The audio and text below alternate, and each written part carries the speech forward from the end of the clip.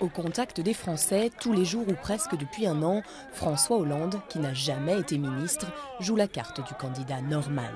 Je suis ce que vous me voyez. Je n'ai pas d'artifice. Je n'ai pas besoin de me travestir, de m'habiller dans un personnage. Je suis ce que je suis. C'est-à-dire simple, direct, libre. Sa liberté, le candidat socialiste l'acquiert sur les bancs de l'ENA et d'HEC, où il s'éloigne définitivement des positions d'extrême droite de son père. C'est à ce moment-là, en 1980, que son vieil ami Jean-Pierre Mignard l'a rencontré.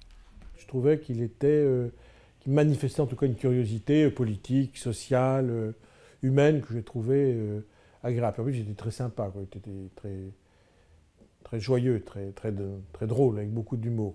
Drôle et ambitieux. En 1981, à 27 ans, François Hollande est conseiller de François Mitterrand, puis chef de cabinet, avant d'être parachuté sur les terres de Jacques Chirac, en Corrèze, où il devient député et président du Conseil général en 1988.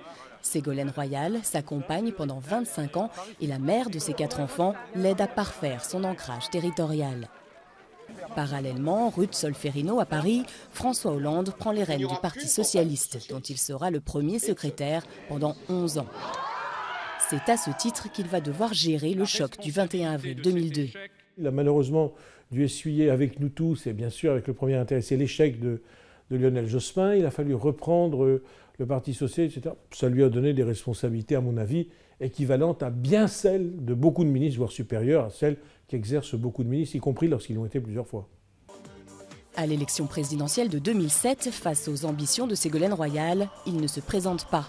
Elle est battue par Nicolas Sarkozy, le couple se sépare, le PS est divisé et François Hollande passe la main à Martine Aubry.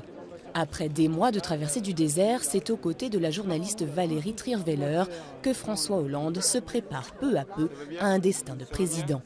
Il perd du poids, gagne en popularité et la chute de DSK fait le reste. Ses détracteurs le jugent mou et inexpérimenté, mais d'autres lui trouveraient plutôt des airs de ressemblance avec son ancien mentor, un autre François, Mitterrand cette fois.